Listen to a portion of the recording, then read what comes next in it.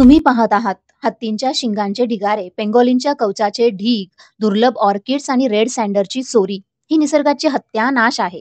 कारण पैसा, अभिमान आणि लालसेपायी वन्यजीव तस्करी ही एक अब्जावधी डॉलरची जागतिक अर्थव्यवस्था बनली आहे.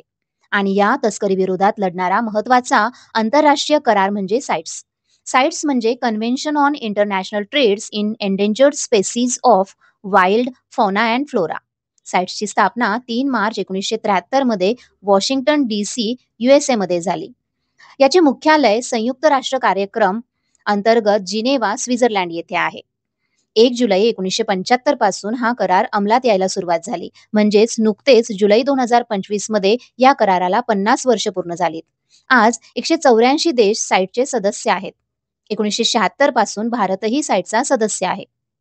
साइट्सचा मुख्य उद्देश विचारात घेता संकटग्रस्त वन्यजीव आणि वनस्पतींच्या व्यापारावर नियंत्रण ठेवणे, प्रजातींच्या संरक्षणासाठी सस्टेनेबल यूज आणि लीगल ट्रेड यांचे संतुलन राखणे, परमिट्स आणि नॉन डेट्रिमेंटल फाइंडिंग्सद्वारे अवैध व्यापार रोखणे, साइट ट्रेड्स डेटाबेस, त्याचबरोबर माईक आणि ETSच्या माध्यमातून पोलीस, सीमा शुल्क आणि संरक्षण यंत्रणा यांना दाव्यांच्या अंमलबजावणीस मदत करणे.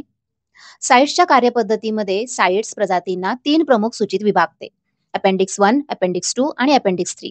अपेंडिक्स 1 मध्ये अत्यंत संकटग्रस्त म्हणजे क्रिटिकली एंडेंजर प्रजाती जसे वाघ, पेंगोलिन, ऑलिव्ह रिडले टर्टल इत्यादींचा समावेश होतो.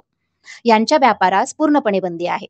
अपेंडिक्स 2 मध्ये संकटग्रस्त म्हणजे एंडेंजर्ड स्पेसीजचा समावेश होतो, जसे की रेड सँडर्स, ऑर्किड्स, त्याचबरोबर इतर काही प्रजाती. पण यांच्या व्यापारासाठी लीगल परमिट्सची आवश्यकता असते. तर अपेंडिक्स 3 मध्ये अशा प्रजातींचा समावेश केला जातो ज्या प्रजाती स्थानिक कायद्यानुसार संरक्षित आहे व त्यांच्या आंतरराष्ट्रीय व्यापारासंबंधी साइट्सचे कोऑपरेशन आवश्यक आहे. त्यानुसार सदस्य देश याची विनंती करतात. जसे भारताने नीलगिरी थार आणि हिमालयन यू यांसाठी विनंती केलेली.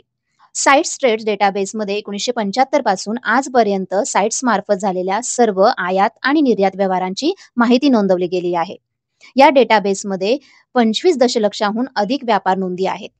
साइट्स ETIS म्हणजेच एलिफंट ट्रेड इन्फॉर्मेशन सिस्टम वापरून हत्तींच्या दातांच्या तस्करीचे डेटा विश्लेषण वापरून धोरणात्मक निर्णय घेते.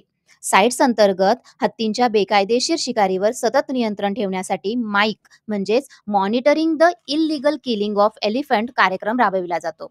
माईक आफ्रिका आणि एशिया खंडातील 70 पेक्षा जास्त ठिकाणी कार्यरत आहे. भारतातील कांझीरंगा, नंदनकानन व कॉर्बेट इत्यादी राष्ट्रीय उद्यानात या कार्यक्रमात समावेश आहे. Indian wildlife protection act 1972 हा साइट्सशी सुसंगत आहे.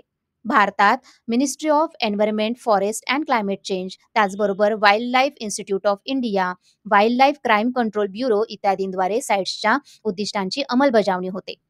साइट्ससमोरील आव्हाने बघता ब्लॅक मार्केट, ऑनलाईन पोचिंग, विविध देशात असणारे वेगवेगळे कायदे, स्थानिक समुदायांचा सीमित सहभाग ही आहेत. भविष्यात साइट्स म्हणजेच इलेक्ट्रॉनिक परवाना सिस्टम, त्याचबरोबर AI based, machine learning based, DNA tagging, microchip इत्यादींद्वारे इंटरनॅशनल ट्रेड हा अजून सुरक्षित केला जाऊ शकतो. या संवर्धनात स्थानिक आदिवासींचा समावेश झाल्यास अजूनच सोपे होईल. 50 वर्षात साइट्सने संकटात सापडलेल्या हजारो प्रजातींना दिलासा दिला आहे. साइट्स फक्त करार नाही, तर तो निसर्ग संवर्धनाची शपथ आहे. अशाच माहितीसाठी लाईक करा, शेअर करा आणि सबस्क्राईब करा न्यू नॉलेज कॅम्पसला.